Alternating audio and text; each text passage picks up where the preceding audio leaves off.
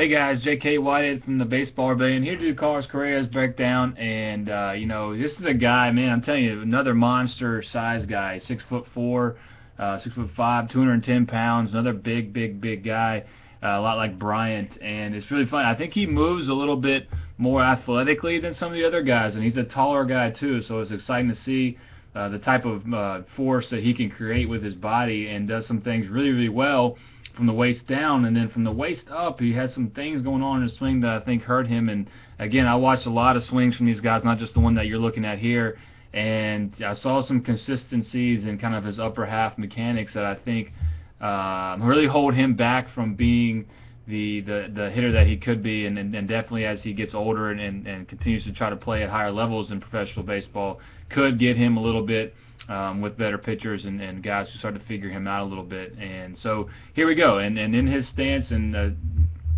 you can see the video kind of fuzzes out a little bit. Again, this is the best side view that I could get of this guy, and from his stance, again, it's athletic. He's a little bit heavy on the backside.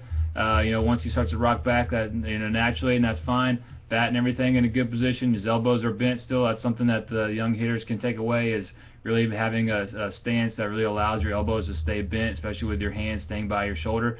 And as he moves forward, this is something that he does really well that I think is a little bit better than some of the other guys with the wider stances. He's able to really move the big parts of his body forward. So he picks up and he just doesn't stand still. He moves his whole body forward. You can see how he moved into those arrows that I drew, really using that 6'4", 6'5" frame to move forward. Now, one thing he does a little bit that doesn't allow the highest of quality movement forward is if you watch his back knee, you can see his back knee and his kneecap start to roll out towards the catcher.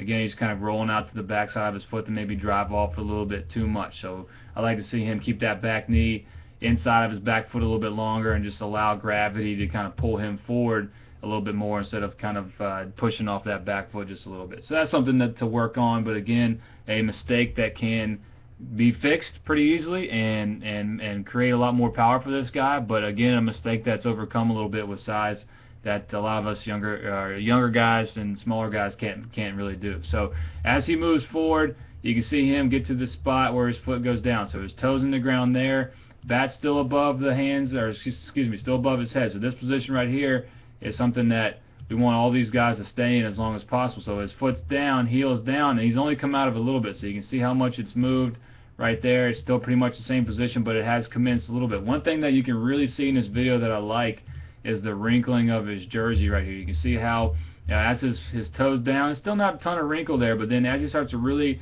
rotate his hips, man, you can really see that stretch. You can really see that hip and shoulder separation, okay? So we're talking about his hips opening up towards the third baseman, but you can see his shoulders are still pointed kind of down at the baseball. That's that massive stretch that he can create with his length, and that's a really cool position. Now, I will say this, a little bit of a breakdown on his front side. So you can see how from the back leg up to the front hip is opening beautifully, but you can see his kneecap, shin, all right, not quite all the way open. It is bent, so that's good, but it's not quite as bent or as open as we would like to see. Again, we're talking about optimal swings here. What moves gives us, the hitter, the best chance to be the most explosive rotational hitter from the core that we can be, and if the foot is closed, then that's not going to happen. Now, it may open for guys after the swing happens, but again, that's your foot and your knee saying, I don't want to get hurt, I'm going to pull out of there at the end.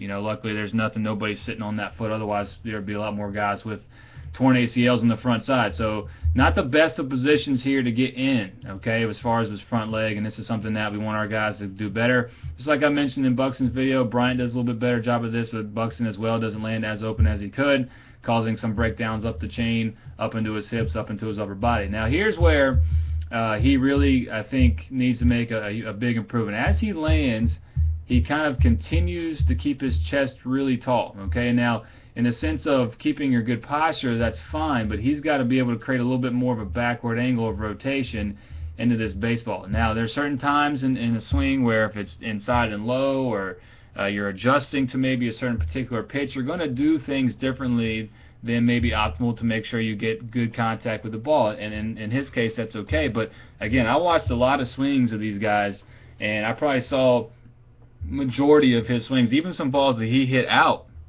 okay, a lot like this where he's forward, okay. What I mean is you can see how from his back knee up to his head is kind of a straight line, And we really want to see a little bit more of a negative line. We want to see from his front foot to his hip and then up to his head be a little bit more in this type of position, with his head being a little bit more back behind his back knee as it comes through. Now I will say this, like I told you before, his lower half is tremendous. You know, with his power and how he's trying to pull his back foot, you can obviously see his foot on the ground here.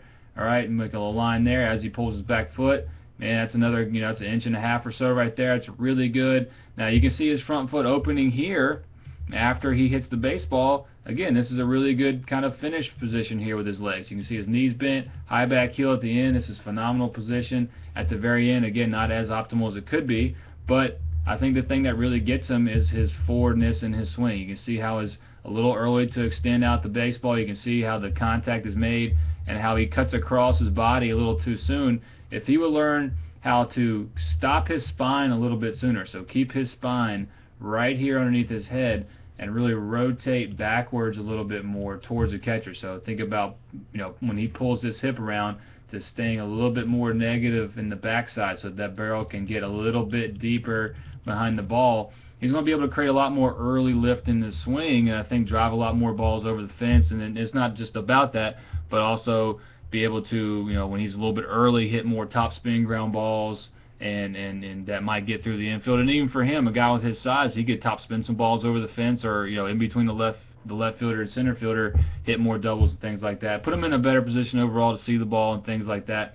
Again, tons of ability, tons of size potential here, but this is the one thing that I kind of saw in his swing a lot that you don't see, you know, the better swingers overall get to. Now again, with a little bit of size, this posture mistake, you know, is not going to get him as much as it might get a younger player like you might have, or your son or your daughter might be. But again, this guy right here has got tons of size, and I like to see him really get into that a little bit more. And you know, you can see how he has this big lean back after contact. You know, this is a better position to be in from head to front foot, but again, it's after contact.